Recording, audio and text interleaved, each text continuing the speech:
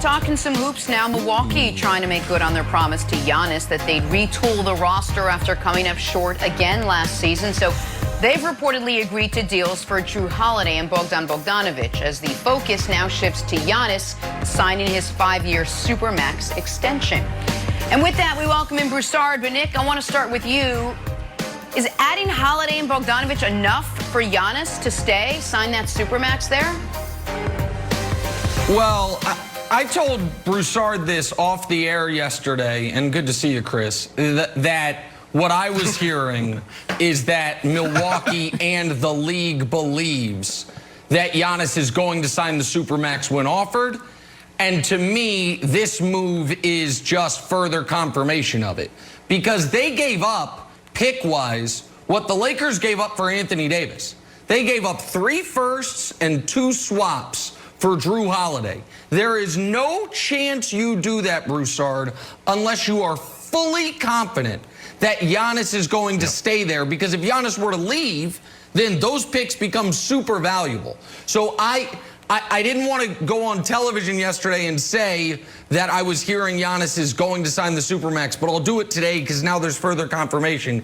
Giannis, I believe, and I've been told the league believes, is not only strongly leaning towards, but is all but decided to sign that Supermax in Milwaukee. I think the Bucks know that, Chris, which is why they were okay laying out this type of future risk to sign Holiday, who, by the way, is on an expiring contract. Where if Giannis were to leave, Holiday could also leave, and the Bucks would be totally ruined. So I think Giannis is staying, and whether it's enough or not for them to win a title, we can discuss. But Broussard, I'm hearing he's staying, and I believe he's staying. No, I hear you with these moves. It certainly makes sense. And Giannis has always said that he wants to stay in Milwaukee, that he loves it there. Here's what I say. If he really wants to be there and he's happy, then by all means sign, and I will applaud you for doing what makes you happy. But if there is an inkling of doubt in his mind, if there is a thought of, you know, maybe this doesn't work out and I need to go somewhere where I can win a championship, then don't sign.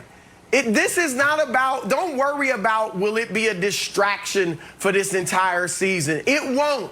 LeBron James played twice on the last year of a contract, Cleveland and Miami, without it being a distraction. Kawhi Leonard played in Toronto without it being a distraction on the last year of a deal, and by the way, won a championship. Kyrie Irving did it in Boston, and that wasn't the main distraction. If you come out and your team plays well, and you play and you show, Kyrie was a distraction for other reasons, not because it was the last year of his deal.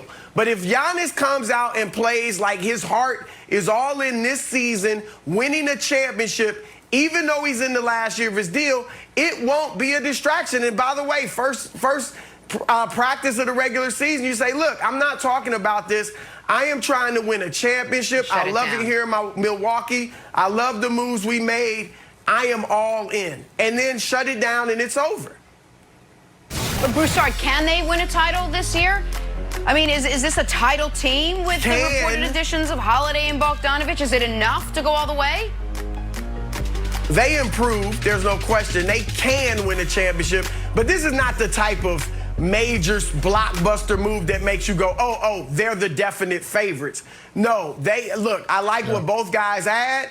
Jrue is arguably the best defensive guard in the league. Bogdanovic can shoot it, can go off the dribble. He's tough. You know, and here's a question mark. Mike Budenholzer. And I like Bud as a coach. I've voted for him as coach of the year before. However, he's been the #1 seed 3 times and yet never been to the finals. Atlanta 60 wins, swept by LeBron in Cleveland. We get that. But Milwaukee, you lose to Toronto 4 straight games in the playoffs.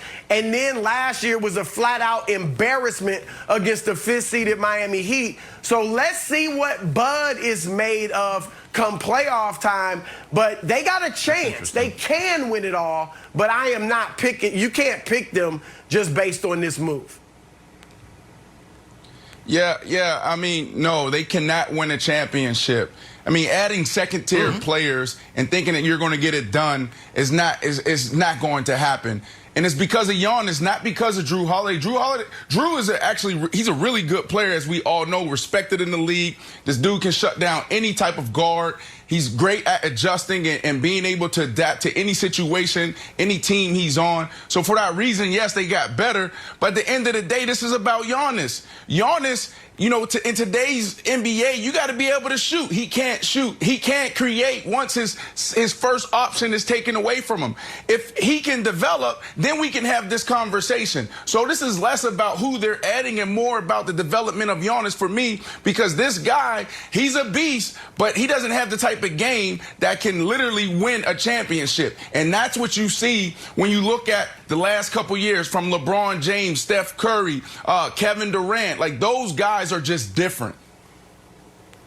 So, Brandon, I'm going to disagree. I think this is the perfect move for them.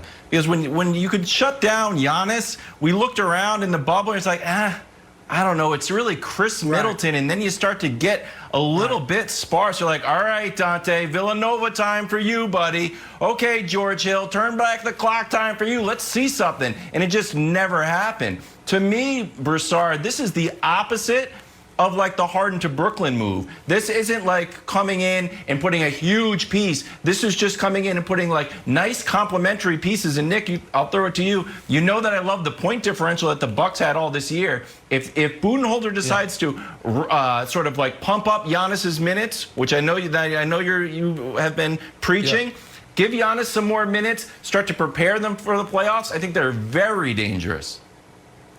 So I agree with you, Wilds, Brandon, but I think Brandon had it exactly right, but I disagree with the conclusion.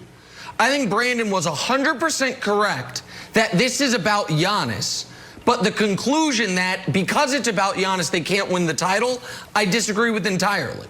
And here's what I mean. Giannis is 25 years old.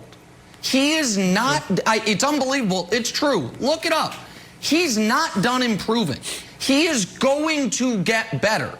The key for Milwaukee, though, is not the addition of Jrue Holiday and Bogdanovic, even though I like those and it makes them better. The key is to remove the sentence Wilds uttered. When Giannis gets shut down, who else can make shots? Do you know what the best players on championship teams do? They never get shut down. LeBron hadn't been shut down in a playoff series in a decade. Durant does not get shut down in playoff series, right? That's fair. Like, the best guys in the league don't get shut down in playoff series. That's the key for Giannis. Giannis has to evolve. He must improve. He must learn some type of mid-range threat. That's the key to Milwaukee. And so I agree with Brandon that as presently constituted, if Giannis is the same player, it doesn't matter adding Jrue Holiday and Bogdanovic. But I think if Giannis can evolve, Brandon, which I think at 25 years old we should expect him to evolve, then Milwaukee absolutely has the pieces around him to win a championship.